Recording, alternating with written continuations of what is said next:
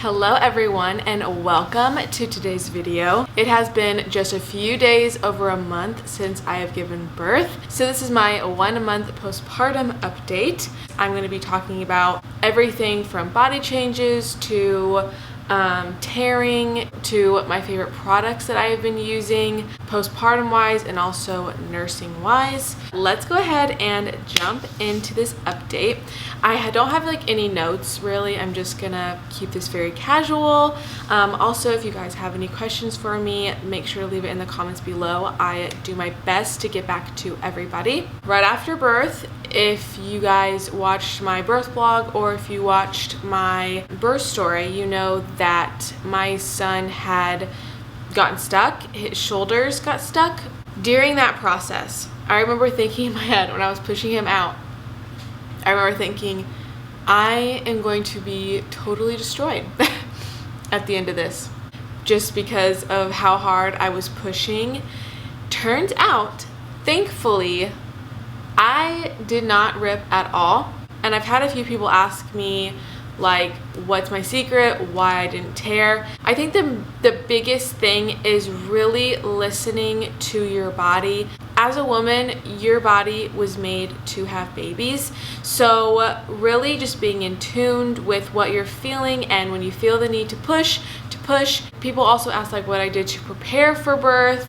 I spent a lot of time on my yoga ball. I'm doing a lot of bouncing, so I don't know if that had anything to do with it. I'm not gonna lie, when it comes to like Kegels and stuff, I really didn't do a whole lot of those. I don't know if those make a difference because I didn't rip and I didn't do any of those. So going into recovery, since I didn't tear at all, I really felt like, oh, well, I'm just gonna bounce back right away. Like, this is gonna be a breeze. I don't need to take it easy, which was so wrong. My doctor described birth as running 2 marathons. It is just like the most intense exercise you will ever do in your entire life. You do really need to take it easy and rest because your body just went through something absolutely insane. So that's something I really didn't do very good. Even the day after birth, I was like up, moving around, and I noticed that I would get so winded so easily. And I would also get very dizzy, and also I noticed I was extremely hungry after giving birth. Like, I just could not satisfy my hunger. I was eating constantly, which that's okay. Listen to your body. Like, that's my biggest tip, is listen to your body. If your body's hungry, eat. If you're thirsty, drink. If you're tired, rest. Don't feel bad for anything. If you're like, man, I'm sitting around all the time and I can't, don't feel bad. It's okay. It's gonna get better, and it only will get better is if you listen to your body and rest. Like, my sister-in-law, love her so much, that poor girl, she went through it, but she ripped 4th degree tear and she is still suffering from it. Her son is just about 8 weeks now, and she's still healing from it, and she feels so bad that she's not able to get up and move around as easily as she was before. And that's all right. Like, you're gonna have your whole life to take care of your baby, and the best thing to do for yourself is to rest.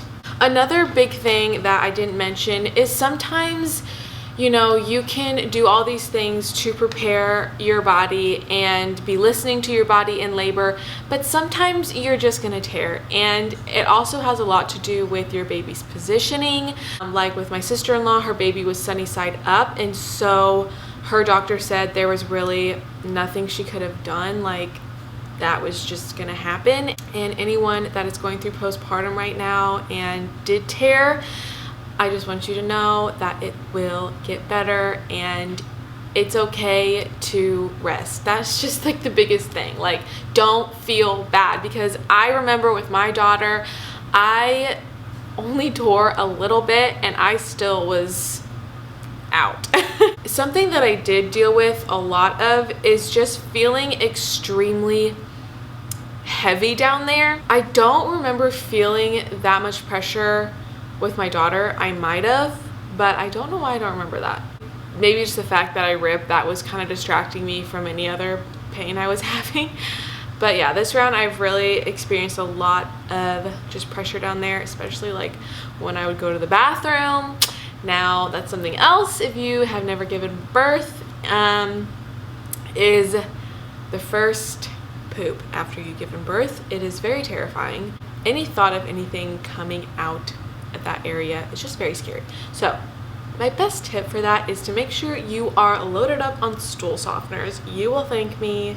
But something else that I want to recommend that I've talked about in a past vlog before are these instant ice maxi pads from Frida Mom. These have been awesome for that feeling of just like pressure down there. It's like a cooling sensation. It's like one of those things where you like pop it and shake it and it's like cool beads inside. This is definitely not something that you want to go out and about in. I mean, I guess you can, like if you're wearing a dress, but it's very big. So yeah, I don't really need this now per se, so I still have quite a few extra that I didn't use. They put a ton in here, so it's a really good deal. But every once in a while, if I'm on my feet too long now, I still will feel that pressure, and I guess I could keep using these because it really does help a lot. So now when it comes to bleeding, this is going to be a very TMI video. I just want to let you know, like anything birth, postpartum is just very TMI. That's just how it is. So and I'm an open book. Right after birth, the first like 2-3 days, you're bleeding quite a bit, and also you're going to be passing like clots. It's not like a normal period at first. It's definitely a lot more. It's honestly going to be kind of scary. You're going to be like, how am I losing this much blood? Am I okay? But it's very normal. I mean, there comes a point where it's not. I think if you're passing clots that are like bigger than like a golf ball, is that what they say? I think maybe. But I definitely lost clots bigger than a golf ball, and I let them know, and they were like, it's normal, it's fine. I'm like, why'd you tell me it wasn't normal? And then I'm telling you I'm having it and you're saying it's normal. I don't understand it. And I would always have it like in the morning, like I guess when you're laying down, you're not, you know, it's not coming out as quickly as like if you're getting up. So always in the morning I would notice that I would pass quite a few more clots than just like during the day. But yeah, that really only was happening like the first 2-3 days, and then after that it really just was like a period for like a week. For the first week and a half I was wearing diapers, which you guys recommended to me, and I took your advice and I am so thankful that I did. With my daughter I did not, but my hospital with my daughter was so much better when it came to giving me products. This time around they did not give me as much as my last hospital when I was in Indiana, because I ended up having to go purchase a few things for myself after, which I'm glad I didn't purchase a bunch before, because I didn't actually need a whole lot since the fact that I didn't tear. But I'm really glad that I did get diapers. Those were so much easier than pads, like 1,000 times easier. So I really recommend doing that. But then after that I was just really wearing pads for the rest of the week, and now I'm back onto just like panty liners. I actually did have a bit of a scare last week because all of a sudden I noticed bright red blood again. And I know you can hemorrhage up to 6 weeks.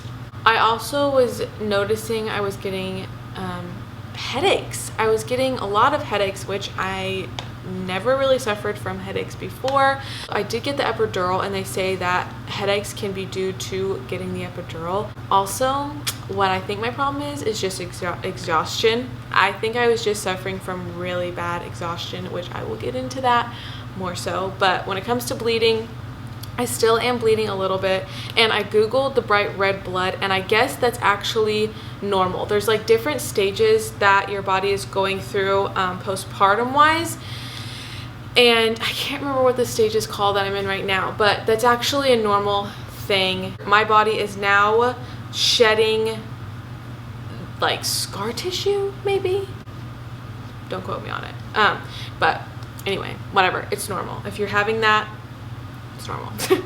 As long as you're not, like, I think filling up a pad with bright red blood in an hour, you're okay. which I was not anywhere near that. It was just like I just noticed some bright red blood every here and there, like a few drops. So I have suffered a lot more this round with exhaustion than I did with my daughter, and I think that's due to the fact that with my daughter, she was my first baby, so I was able to sleep whenever she was sleeping, and this time around I am not able to do that because I have a toddler and I can't just sleep whenever I want to now. So Truett, for the first like week or so, he was up, I'm not even kidding, every hour in the night, and during the day he was sleeping all day. So he had his day and night totally reversed, and he wanted to eat all night long. I was a walking zombie. The second week was about every 2 hours, and it's been every 2 hours literally just until this week. For the last like 2 days he's done a little bit better. Literally for 2 days he's done better. I noticed that I started to see like floaters, like lights, and it freaked me out, and I was like, what is this? Like, I don't know. And I know that it was just the fact that I was just so beyond tired, and also I was really suffering from headaches. Well, yesterday was Sunday and I had family over, and I was like, you guys, I love you all very much, but I need to take a nap. Otherwise, I'm not going to survive. So I decided to take a nap with Everly while they watch the baby, which I really recommend. If you have family over, take a nap. Like, just take a nap. I don't feel rude. Don't feel rude, because you need to survive and they'll get over it. If you ever have like one of those naps that you really need, you wake up and you're like, where am I? What's going on? That's exactly what I felt. I remember waking up thinking, is it the next day? Like, what's going on? Thankfully, the last 2 days, he's been going a stretch of 3 hours now. That sounds so sad, but I'm like so pumped for those 3 hours. So now I'm going to talk about nursing and everything that is going on with that. Right off the bat, Truett was pretty good. He had a little bit of a struggle latching on at first, but once he got it, he was good. It was just really getting him to wake up to eat. He loves to sleep, except at night, apparently. I noticed with him, he is a lot slower of an eater than Everly was. Everly would just like gulp it down so fast, and he really liked to take his time. So I'm also going to talk about a few products that I have been loving when it comes to nursing. The first product I will talk about is my handheld pump. This is the Medela handheld pump, and I have been using the heck out of this bad boy. It is just so easy. I have been reaching for this more than my electric pump, just because it's very easy to relieve myself when I am very engorged, which that has been the biggest struggle for me postpartum wise. Is so with my daughter, I think my milk came in maybe like the third day. Is that normal? It was kind of like a little bit slower. I didn't really deal with engorgement until like the next week, really. Honestly, maybe a few weeks after giving birth, I didn't really deal with engorgement, and I had a really good supply of milk with her. This time around, however, when my milk came in, it was like, dang, like it was in, and I was not prepared. I was not prepared for it to come in that fast. I was dealing with engorgement the first week I was home. And this has been a lifesaver. It is so easy just to whip out, relieve myself a little bit, and I already have a very good supply built up just from me having to relieve myself. Something else that I really recommend is breast pads. These things are a must if you are breastfeeding. With Truett, I have to get him to start nursing so that I'll have my letdown, and then I have to take him off for a second and let it just kind of spray out a little bit. I know that sounds crazy, but it does. It just man, the first month of breastfeeding is the hardest because they're getting used to it and your body's getting used to it. These are a must because otherwise you're going to be covered in milk. Also, where is it? This bad boy right here, the Haka cup. I love this thing. It is just amazing. So if you don't know what the Haka cup is, I've talked about it many times, but it just goes on the opposite boob and it catches the letdown of the other milk, because when you're nursing on one side, the other side is leaking, and so this catches it and you're able to like store it, and you're also not covered in milk, which is wonderful. And then also when it comes to engorgement, I talked about these in a past vlog as well, but these right here, you can either heat these up in the microwave or you can put them in the refrigerator. That's typically what I do, but these just go in your bra and they help with just the feeling of engorgement, and also they help with if you have mastitis, which thankfully I have not dealt with that. That is like terrifying to me. I also have been starting Truett on a bottle a lot earlier than I did with Everly. I have been pumping a lot more than I ever did with Everly. I hardly really ever pumped with her. The only time I really had milk stored up was because of my Haka cup, but this time I've had to pump a lot more just because I've had so much milk. And so I have been giving him a bottle, like if we're going out and about, sometimes I'll give him a bottle, or if we're riding in the car for a little while. I've been using these new bottles and they're called the Nano BB bottle. TJ likes to call it the boob bottle because it's like shaped like a boob. Here it is. But I got these because they say that they are really good for breastfed babies, and the reason the nipple is anyway. And the reason it's shaped like a boob is because it's hollow, or like because it has like this spot right here where it dips in, and this helps with the heating up process. So when you're heating up a bottle, it actually takes away nutrients from the milk, and this makes it to where it's like faster, so it's not taking away as much nutrients. And this goes up to 5 ounces, so it's plenty. He has been doing so well with these. So if you're looking for a good bottle for your breastfed babies, I really highly recommend trying these. I'll put them in my Amazon. I'll put everything in my Amazon storefront for you guys. It'll be under Postpartum. And then also, I'll talk about this nursing cover right here. I have been using the heck out of this nursing cover. This is from Parker Baby Co. I've worked with them before. I'm not working with them for this video, but I purchased this myself, and I just think it was just so pretty, and they're such a nice company, so I love to support them. I'll also link this below because it also works as a car seat cover. We use this every single time we go out. Something I did not have that I kind of wish I did have when we were out and about and I needed to nurse Truett. When it was like the first few weeks, he was still really getting used to breastfeeding, and I was very engorged, so it was kind of hard to use this because I needed to be able to see him and see what he was doing, and this I would have to like get under with him. So I wish that I had one of those nursing covers that has the wire.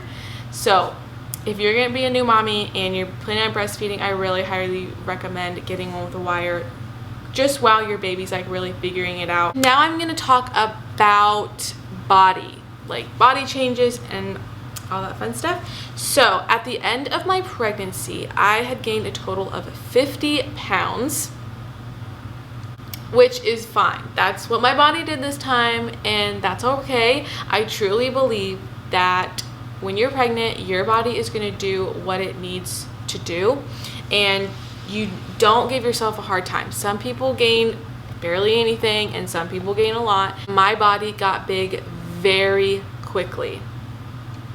Yeah.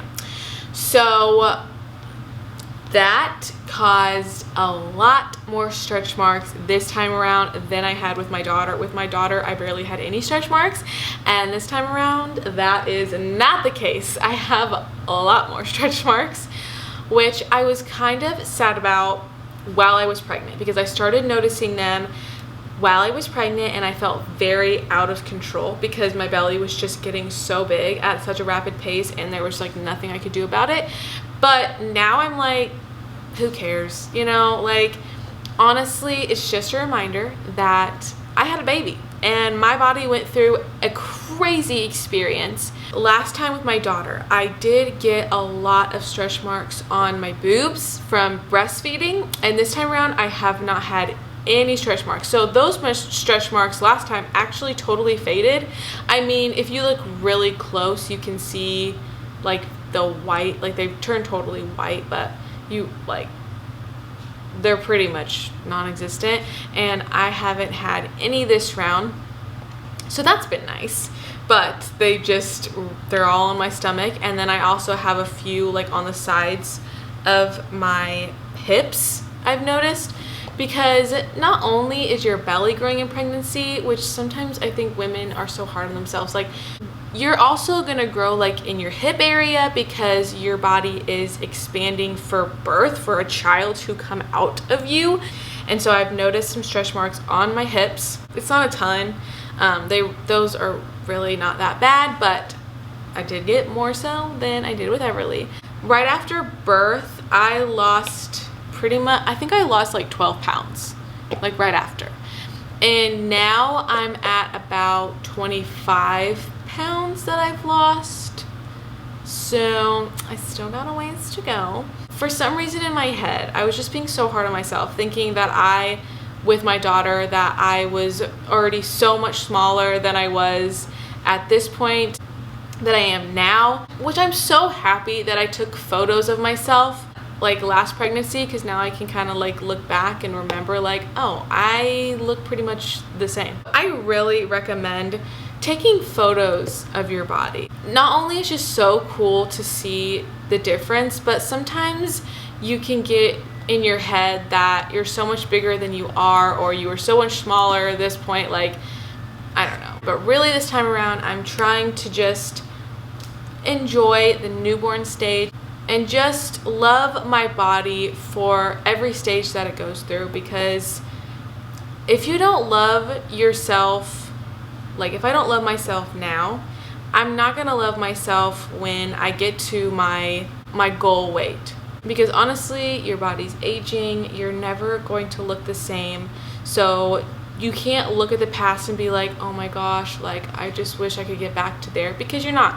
You're never gonna get back to there. You're never gonna look the exact same. Every year you're gonna be changing, and you just need to love yourself. So. And I'm preaching to the choir, because I am not perfect, and I definitely have my days where I'm like, I just feel so disgusting and ugly. And I'm gonna be honest, guys, I'm gonna be totally honest. Like, I think as women, we all deal with that. I'm working on it. It's gonna be probably something I work on my entire life. But that being said as well, just because you're loving your body doesn't mean that working on your body and trying to have a goal for yourself is a bad thing. That's not a bad thing at all. And that's what I'm gonna be doing as well. I'll keep you guys along the journey while I try to lose the baby weight and love myself through the process. But I'm gonna insert a video of what my body looks like now, showing you guys all the stretch marks, all the extra flab, because there's extra flab, and that's okay. I have a perfect little human being, and it was worth it. So I hope that you guys enjoyed this video, and I hope that maybe it helped. Or honestly, I just love to see other people's, like, where they're at in their journey, because a lot of times it makes me feel better. Like, I'm not alone. I'm not unnormal for having these things or whatever. So I hope that it made any of you mamas that are in the same boat feel good about yourself and know that you're not alone. So, but thank you guys so much for watching. Please don't forget to like and subscribe, and I'll hopefully see you in my next one. Bye guys.